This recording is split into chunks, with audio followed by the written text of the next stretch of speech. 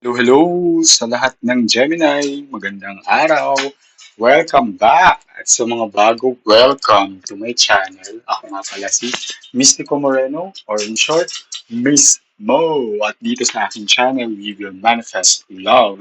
Sa inyong Tagalog love reading, ngayon na, mismo. So, ang gagawin natin ay quick energy check-in. Alamin natin kung anong kaganapan sa Gemini Collective ngayong tatapos ang buwan ng mga puso at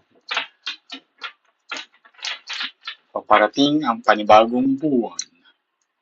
So, tingnan natin. Pero bago ang lahat, gusto ko magpasalamat sa lahat ng Gemini na sumusuporta sa aking channel. Thank you guys. Sobrang appreciated. And sana sa mga bago, subscribe na, supportan nyo ang aking channel para mag-grow siya at makagawa pa ako ng maraming readings. Like nyo na rin itong video. Share nyo sa mga kilala ng Gemini na nangangailangan ng guidance from the universe and engage na kayo sa comment section. Okay, so bubunot ako ng 2 cards each for the recent past, present, and near future. Tapos interpret natin siya and with another deck, alamin natin yung mga detalye pa ng reading. Okay? Sige, simulan na natin. Okay. So recent past, 9 of Wands, ooh, 3 of Swords, 4 of Coins, oh, the Hermit, the Emperor, oh, and the Tower. Okay, Gemini, kalma, okay? Okay, there's a very strong energy of Virgo, Aries, yeah. So, pwedeng Virgo and Aries yung signs ng person ninyo. That doesn't have to. Ito lang strong energy na nasasagap for this reading. Sige, interpret na natin. So, in the recent past, there was a heartache, okay, as shown here by the 3 of Swords. So, medyo nagkaroon ng painful ending. Okay, there's a heartbreak, may separation, naganap, so naghiwalay ka ng person mo, okay? And dahil doon, naging cautious ka, you started guarding your heart, and kaya ngayon, in the present moment, lumabas si 4 of Coins and the Hermit. Wherein si 4 of Coins is medyo, ayun nga, you're still guarded, okay? You're fearing vulnerability dahil sa heartbreak na nangyari in the recent past. And at the moment, nagpapaka-hermit mode ka or parang gusto mo muna mapag-isa. You want to process everything, yung emotion mo, yung nangyari mentally, physically, emotionally. So, you wanted space, okay? And,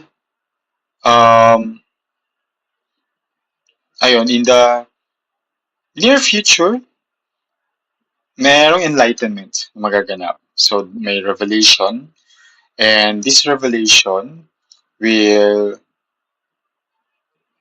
give balance sa love life mo. I mean, magiging stable siya. Pero let's see, magiging stable ba siya with you and yourself? Or is there a new love coming? Or babalik ba tong person na to? Pero tingnan natin. So, but I can sense na there will be balance and stability. Let's see if it's a new person or with the same person or sa sarili mo. Okay?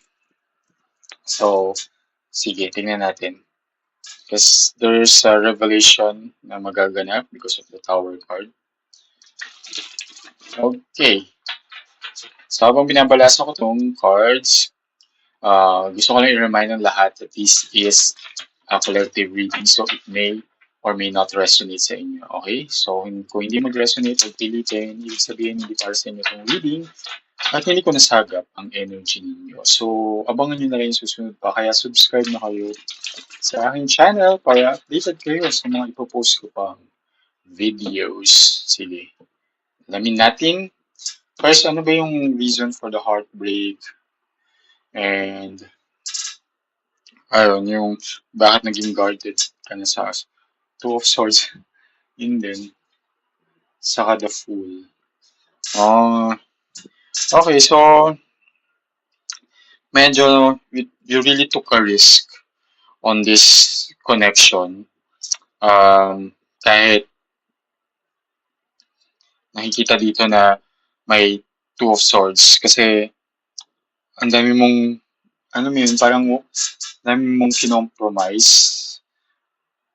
May mga decision ka na ginawa na hindi mo dapat gawin and naging in denial ka dito sa tao na to na hindi ka nasasaktan. But eventually, ngayon, you took a risk kaya nasaktan ka.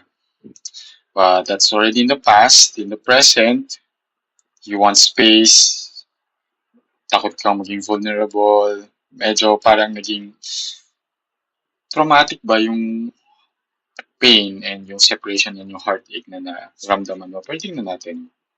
Ayan, so Six of Swords and Five of Wands.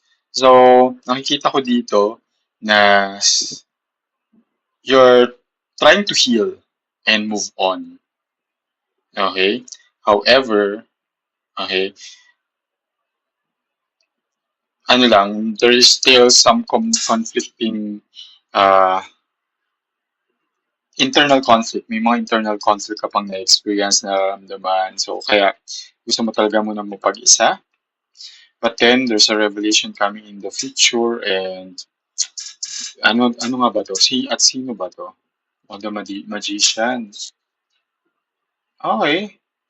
King of Cups. Okay. You're manifesting something. And this manifestation, it's darating siya. I can see that this is a new person. So what you're manifesting is coming to your life. It will be revealed soon. Okay? And as shown here by the King of Cups, itong person na to is more emotionally stable, securely attached, and a very faithful person. Okay, so abang-abang. Pero at the moment, heal yourself, heal your wounds, continue the journey of moving on. Okay, para pag dumating tong person na to, ready ka. Okay? Kasi it's very important na you welcome new love, na ready ka, na wala kang mga baggages. Alright? So, tignan natin anong advice ni Universe sa inyo. Okay?